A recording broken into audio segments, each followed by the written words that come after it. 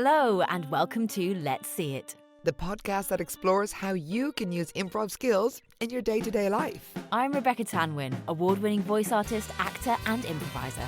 And I'm Kiva Murphy, award-winning actress, teacher and co-owner of Barcelona Improv Group. So, let's see it! We're back for season 2 and our first episode is all about sticking with things and following through. Oh yeah. Follow through. It's all about the follow through. It's all about it. I mean, what's life without some following through?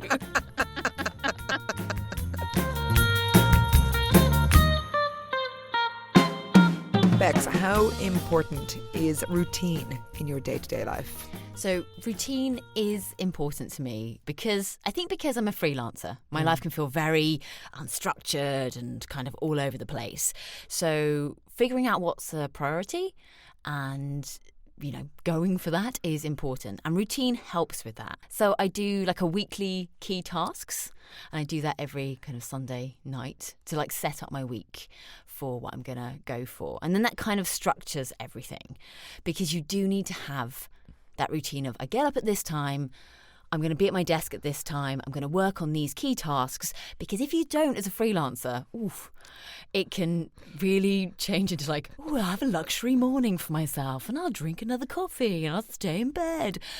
But you have to be at your desk in the same way that if you're doing a 9 to 5.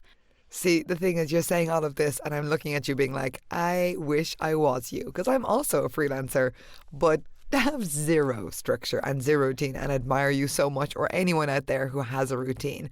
I aspire to it and I know it would help me. And I have not managed to find a routine that fits or that suits me, or a way to manage my life so that I do follow through with the ideas. Instead, I make a lot of lists and I do a lot of things, but I feel like I'm just chasing my tail constantly trying to get those things done. And I'm very productive and I get an awful lot done, but I do it in a very frenetic, frazzled, unroutine-like manner. But I think that is another way to organise your, That's a nice your way to life. say. No, but it works for different people in different ways. I remember a friend of mine who's also a voiceover, Rhiannon, mentioning that she doesn't really have like a structured plan or goals. She kind of has more like a list of things like orbiting around, and she sort of focuses on this and pulls things in because she finds actually things like lists and things like strict plans a bit overwhelming, that if you don't somehow tick off your whole list, you failed.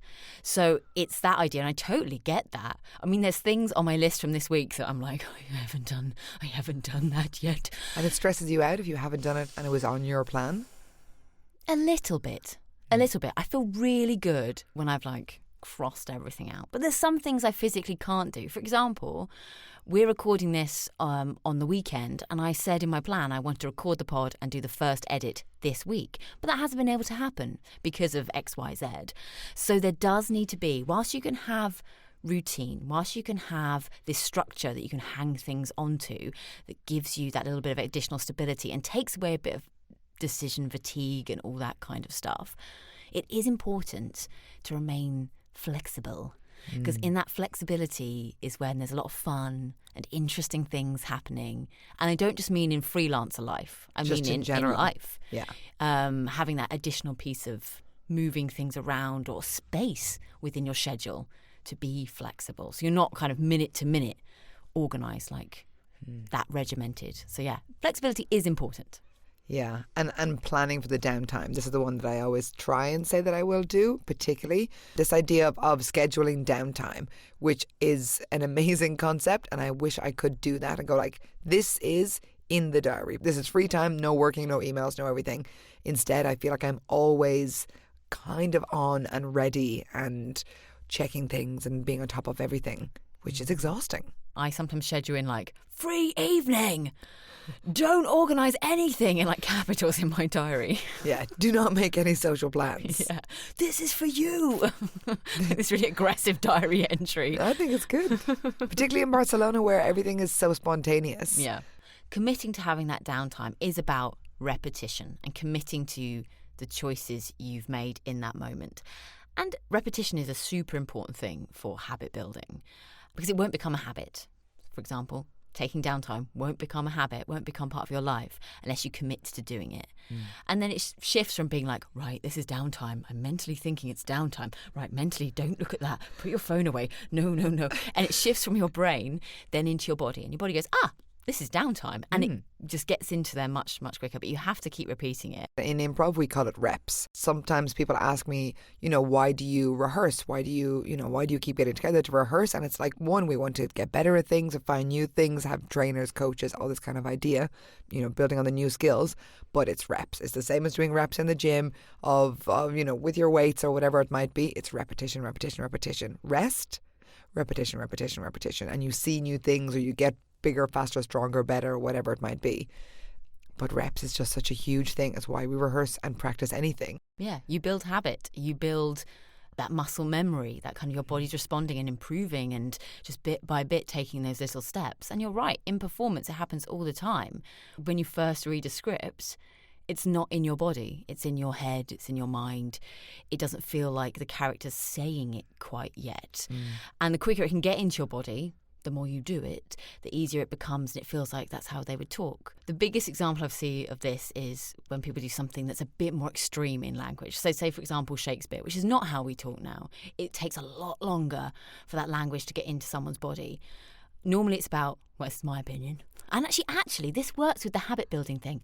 3 weeks, 21 days.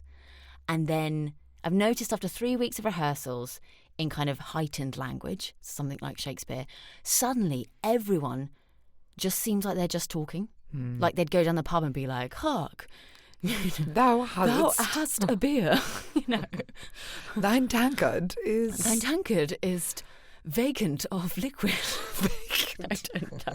Anyway, we're outside of our 3 weeks at the moment. Exactly. It gets into the body, and there is this habit building thing of a minimum of, bandies it around, the minimum of 21 days. But I think there is truth in that. The body learns what you want it to do. And whether that's relaxing and taking time, whether it's building a skill, building your muscles, building your precision, you have to commit to little bits at a time.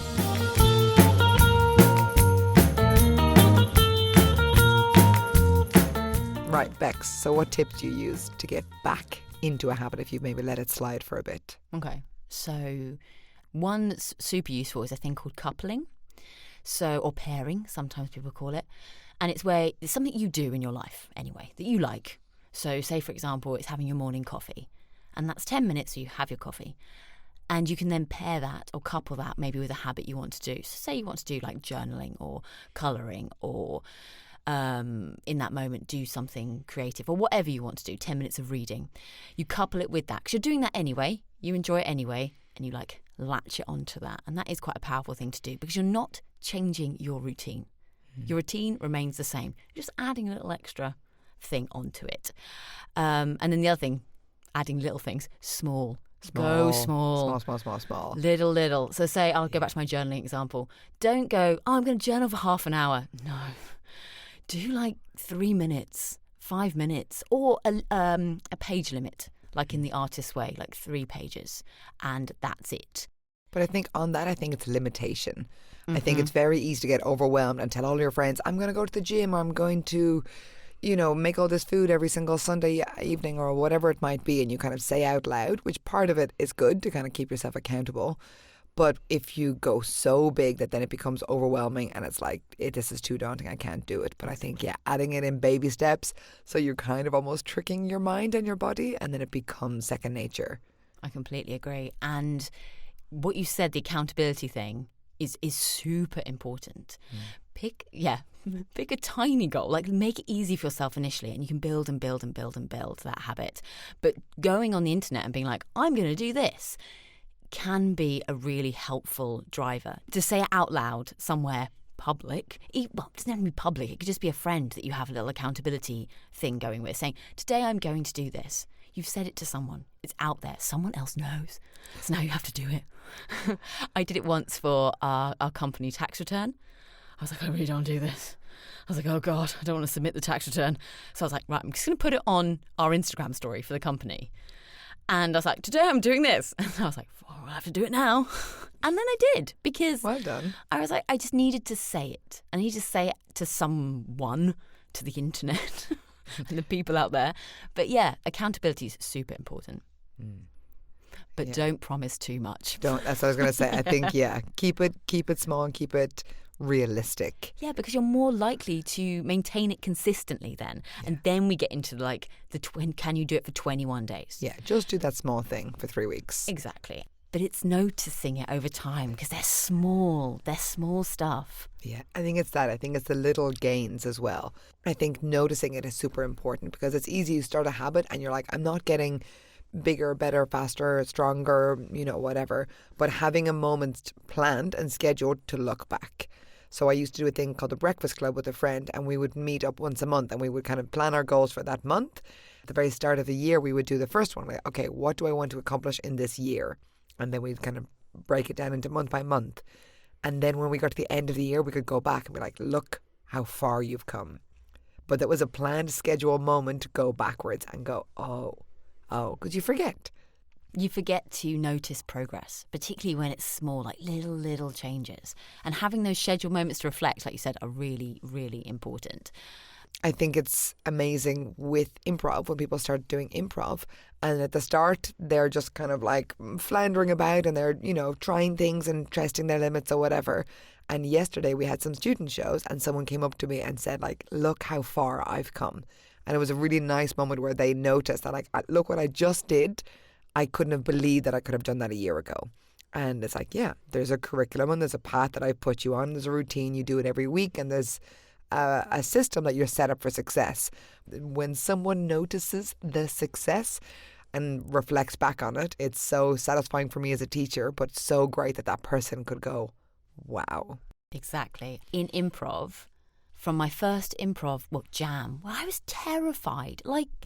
And obviously I'm a performer as well, but my first stepping onto the stage as an improviser, I was like, oh God, like so nervous. And now I'm just like, okay, all right. By the time it got to the big thing and we were sort of doing these full musicals, the difference in right, let's go. What's going to happen? Let's see what's happening here.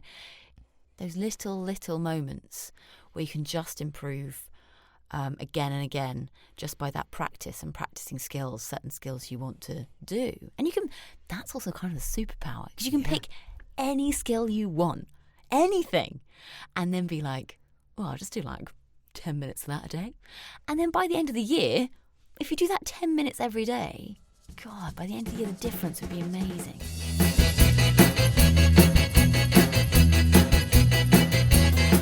So I spoke about routine being kind of the structure that is there, and then having a bit of flexibility within it. What if you don't cross something off your list? And you have to kind of like let it go and be flexible and be open to different things that are coming through. And that is kind of where things like improv really help you. Because if, for example, your schedule doesn't go to plan, which absolutely does happen, things happen, life happen, and it's how you shift and change. And practicing those skills within improv, where you walk onto a scene and you don't know what's going to happen, you just have to be flexible and open to whatever's there, really takes the worry out of it, because you're practicing that all the time. And the more you practice it, the more you realise it's going to be okay. And there's an invisible structure there. Yes. So I think some people think they've never done improv before and they've heard of the concept of yes and they think, okay, I'm just going to have to go and be funny or go on stage on my own. And it's like, no, guys, there are so many structures and so many things that are underneath it. You still have to take that jump and have that breath of like, that bravery to go forward. And it is a courageous thing to do, but it's set up in a way that you're going to fly. Yeah. And that's, I think, routine. It's that structure that holds it in place. But within it, you can kind of be colourful and do different things. But the routine holds you in place. That structure holds you in place. Oh my God. So routine is like, what are we imagining? Like, what does this structure look like? It's like a safety net? I was going to say it's more like the timbers of a house, with no walls or nothing else yet. It's just there.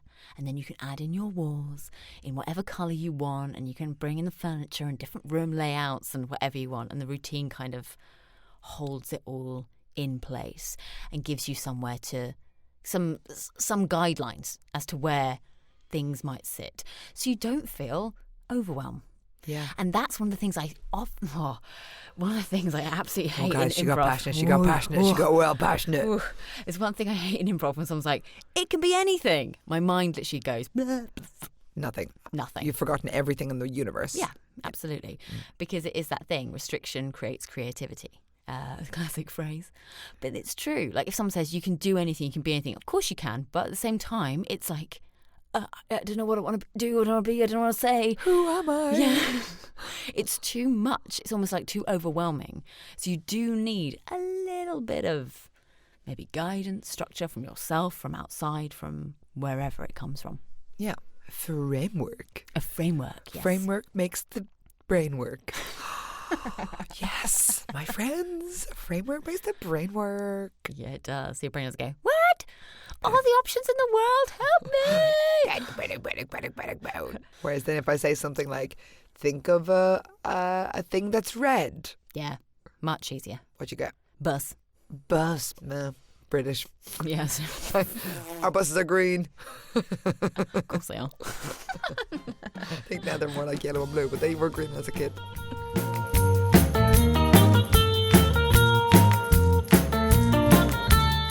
So Kiva, do you have an improv game we can play to help us understand structure or play with structure? Yeah, absolutely. So it's a game called Stepping Stones. So what is going to happen is it's an idea that you can start somewhere and we can also give you the final destination. So by having this plan of I know where I'm going to end up, I know where this story, scene, idea, routine, whatever there might be, I know where it ends up, then I can finish there and then I can have this joy of looking back and seeing how far I've come and what I've accomplished. Yeah. So what we do is I'm going to give you one word to start off with. That's word number 1.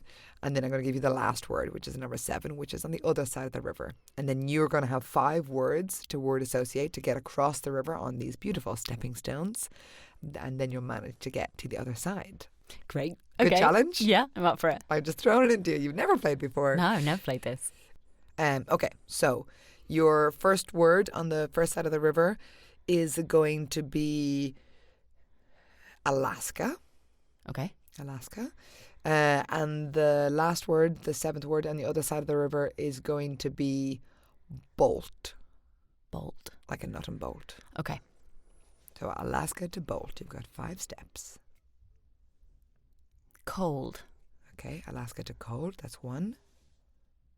Snowy. Okay, cold to snowy. It's number 2. Eastern Europe. Snowy to Eastern Europe is number 3. Sure. Frankenstein. Yeah, Eastern Europe to Frankenstein, number 4. Monster. Okay, Frankenstein to monster, number 5. Bolt. Yeah. Hooray. Nice. I love the image as well. I'm picturing like Frankenstein's monster in the snow. So it's also an interesting way to set up a story, right? So you've now got these 7 words and we could then elaborate on these 7 words. We could start off in Alaska and talk all about Alaska, and then somehow the protagonist or the antagonist of our story gets to Eastern Europe and then he finds a monster or creates a monster. So it's also a great way to structure a whole story. That was really fun. Also, just FYI, I can't remember exactly what happens in Frankenstein, whether it is set in Eastern Europe or anything like that. It's just what happened in my mind. Totally fine. I understand when you went from like Transylvania to... Yeah, I get it. Yeah, I was thinking about those kind of things, those kind of books and that kind of era of literature, I guess you could say. The Gothic. Yeah. Oh, I could say Gothic as well. Snowy Gothicness. Yeah, but it somehow makes kind of a whole vibe. Yeah, it was really fun. Yeah. It's nice to look back. And also, you're aiming for something. Having an aim, having a focus really helps you find those words. Yeah. Rather than like, I have no aim, I don't know where I'm going. It's just random association. And that is also fun. But when it comes down to things like productivity and routine and goal setting, you're aiming for little steps towards that goal. So yeah, it's fun to play that game. Ooh, thanks. There you go. Thanks, Kiva. You're welcome. Okay, so we're going to start a new thing with this new season of Let's See It, which is we're going to try and add a little challenge for you guys out there listening. So of the things we talked about today, what really stood out to me that I'd never heard of before was this idea of coupling. So my challenge to you guys is to try and find something in the next couple of weeks where you can couple something that you already do, that you like, that you enjoy, that you're currently doing in your routine, and add a new small thing to it. So, for example, you could couple your morning coffee or tea with some journaling. Say, for example, your morning pages, something like that. But that's just one example. There are many, many things out there. So get creative. Do whatever works for you, whatever habit you want to cultivate. So that's it for this episode of Let's See It. Thank you so much for listening. I've been Rebecca Tamwin. I've been Kiva Murphy. And we'll see you soon. Take care. Bye. Bye then. Follow through. Follow How's your follow through? Why is it so terrible? But sounds kind of gross as well. Oh my God, I followed through. Yeah, is it follow through also when you Poo yourself. Oh yeah. I did a fart and followed through. That's it. It's a follow through. Yeah. The shart. The shot. Classic. People don't talk about sharts enough, guys. This is what our helpful podcast is going to talk about. Well, sharts. we know what our next topic is. Hashtag shart.